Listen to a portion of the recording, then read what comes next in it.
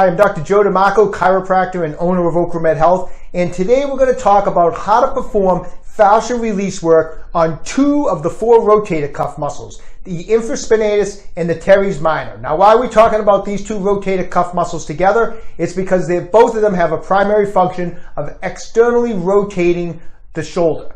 Now, you can injure these 2 muscles in all different walks of life, but in particular, they do get injured commonly when you exercise, in particular weightlifting.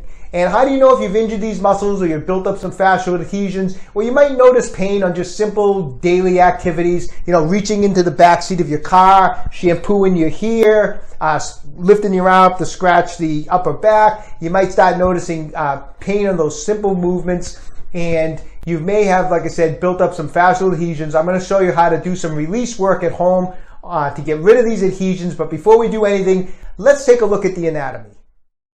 The infraspinatus muscle is a thick triangular muscle which originates off the medial 2/3 of the infraspinatus fossa of the scapula and then inserts into the greater tubercle of the humerus. The Teres Minor muscle is a long, narrow muscle that originates off the dorsal surface of the axillary border of the scapula, and it also inserts onto the greater tubercle of the humerus. Okay, so let's start doing some fascial release work. Before we do, a couple things. I mentioned this on other videos, but I'm going to say it again because it's important. Fascial release work is not fun. It's uncomfortable, and we really have to gauge our pressure when we're doing this type of work. You want to just add a little extra pressure each time, try to get a little deeper each time. I mean, if you have a super low pain threshold, this may not be for you. You may want to find another type of therapy to work on your injury.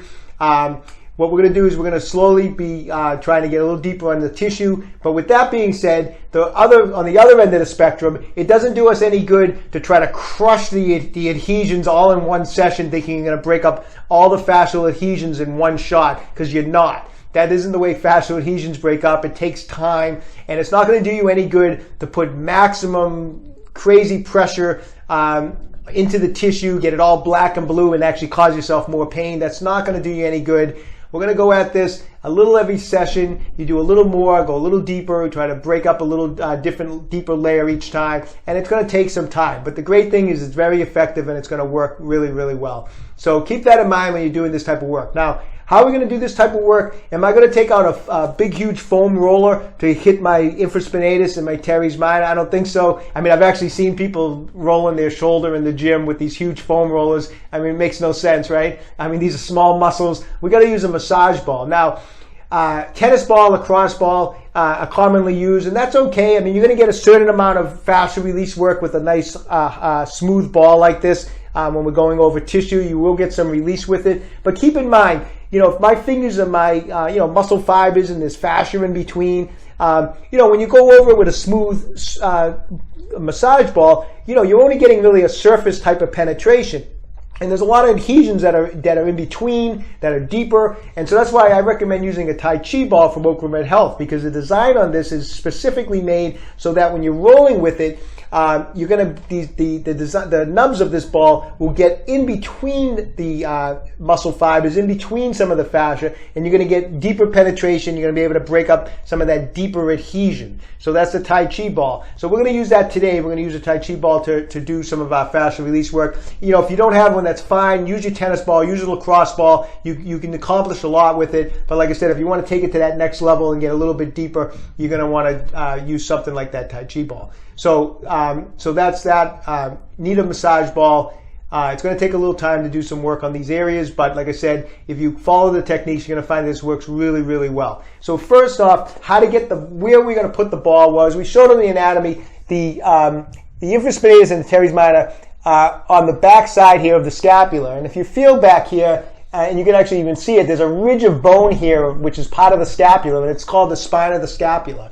And the infraspinatus and the Teres Minor are located below that. So when you're placing the ball to do the fascial release work, you don't want to be above that bony ridge, because if you're above it, you're missing the muscles. So you want to actually make sure you get that ball underneath the spine of the scapula. So as we're placing the ball to do the fascial release work, make sure that you palpate, find that bony ridge, and make sure that the ball is placed underneath it. So I'm going to change the angle here so we can do some of it because I want to do it on the floor. You can do it up against the wall if you want, but I find when you're doing this type of fascia release work on the shoulder up against the wall, you're going to be dealing with constantly the ball falling on the ground. It's so much easier to just get on the ground and do this fascia release work, okay? So let's change the angle here and let's do a little fascia release work. Okay, so we're going to get on our backs on the floor. We're going to grab the ball. We're going to get it first. We're going to just do some general fascial, like, breaking up of the tissue in there by just simply rolling lightly on the ball. So I'm going to roll over. I'm going to find that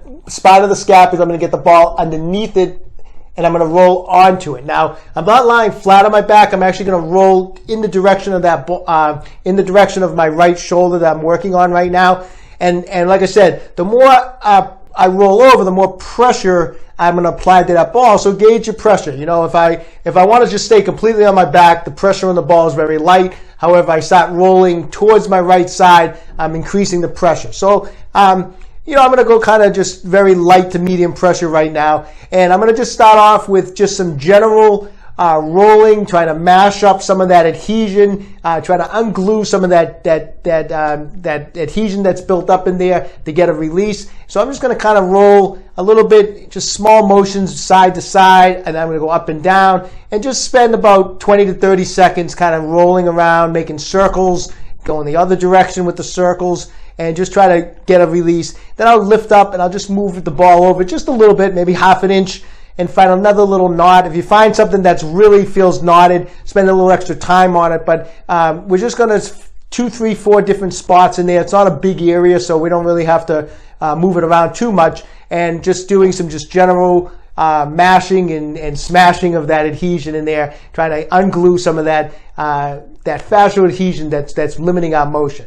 Okay, so after we spend just a couple minutes doing that, I'm going to get that back underneath the spine of the scapula here. I'm going to lean into it a little bit. You might notice after doing that initial work, you can actually put a little more pressure now because the area's got a little more blood flow and it's a little more comfortable to add a little extra pressure now to the Tai Chi ball.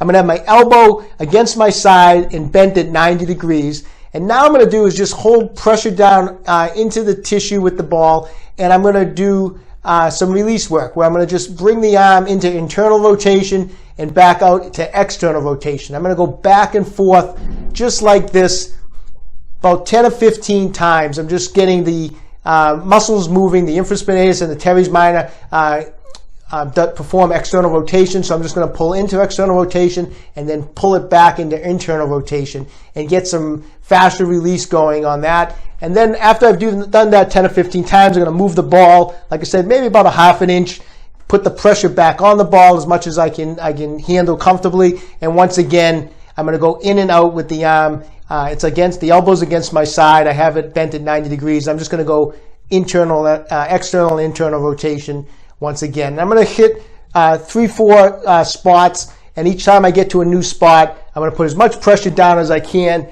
And I'm going to perform internal and external rotation. So first we're going to just kind of mash up the tissue a little bit by rolling around on the ball. Then we go on to some fascial release work where we're actually just holding direct pressure on the infraspinatus, moving it onto the Teres Minor. We're holding just direct pressure. And while the pressure is being applied and the adhesions are being pressed into the ball, we're going to perform active motion, and that's going to actually continue to perform some fascial release. So those are the techniques. Give them a try.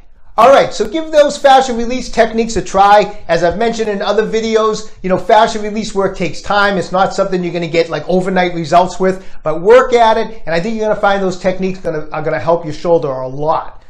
All right, if you're looking for exercise programs, mobility plans, Tai Chi balls, or our new SRI shock release instrument, this thing is awesome. You want to visit my website, www.OcraMedHealth.com. Enjoying these videos, please subscribe to my channel, OcraMed Health on YouTube. Questions about exercises or injuries, just leave a comment in the comment section below. I always get back to everyone who writes in. And don't forget, the reason OcraMed Health is here is to keep you fit forever.